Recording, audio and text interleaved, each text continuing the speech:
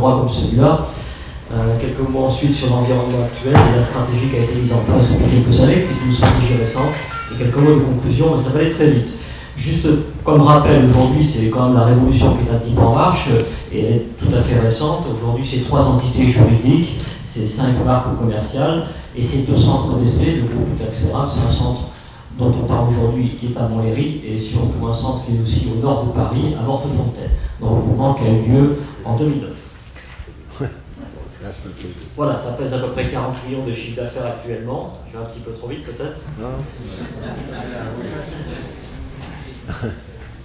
On va y arriver.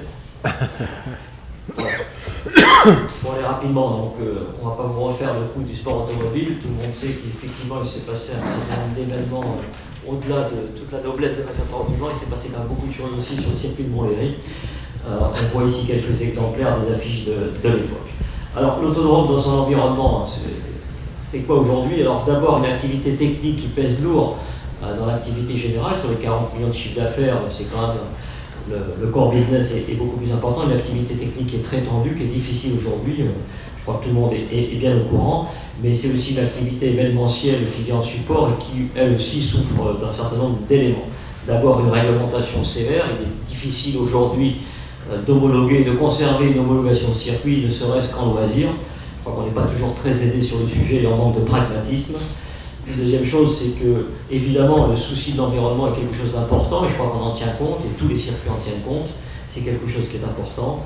Une exigence des clients, aujourd'hui, c'est un peu le low cost aussi dans ce milieu-là, on veut payer moins cher et en avoir plus.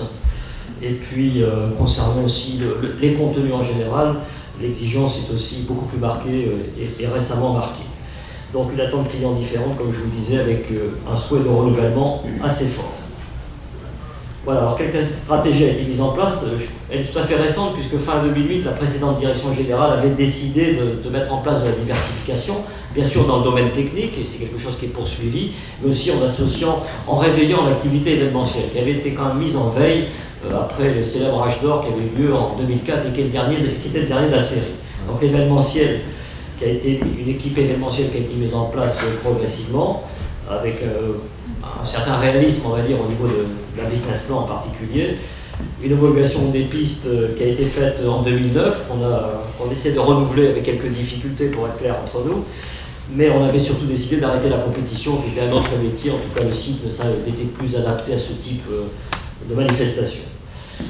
On a aussi beaucoup travaillé, et on travaille encore sur l'offre différenciante. Je crois que c'est aussi un élément de survie qui est essentiel, tout le monde en est conscient et tous les circuits jouent cet aspect-là. Cette stratégie qui a été engagée, comme je vous l'expliquais, fin 2008, elle a été poursuivie et confirmée avec un mode de gouvernance qui a évolué. L'UTAC a été conservé. On a ici d'ailleurs le nouveau président directeur général qui est là depuis 2011 et qui a confirmé ce choix stratégique qui a été fait par ses prédécesseurs avec quelque chose de complètement récent, puisque début 2013, il a été créé une société, une SAS, filiale complètement de l'UTAC, et qui gère complètement l'activité événementielle. 13 personnes, 4,6 millions de chiffre d'affaires, ce qui commence à peser un petit peu, un peu plus de 10% par rapport à l'activité générale du groupe. Et des moyens qui progressent. Et puis, je crois que l'élément le plus essentiel, c'est le 1924. Je crois que je reprends les éléments de Doran. C'est un nouveau bâtiment qui vient de débuter en construction et qui sera livré en fin d'année. Un bâtiment de 700 mètres carrés qui est situé au cœur de l'autodrome. Voilà, tout ça, ça a été fait sur des choses, en s'appuyant sur des éléments factuels. Je crois que depuis la nouvelle mise en place de l'équipe fin 2009, tout a été prouvé, je crois, en termes de progression de chiffre d'affaires, d'activité, de professionnalisation.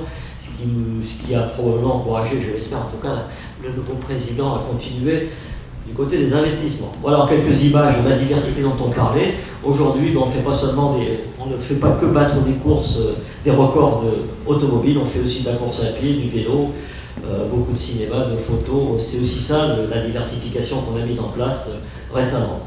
L'avenir, en 2 mots, est tout à fait résumé. C'est quelque chose que je défends et à laquelle je suis absolument convaincu.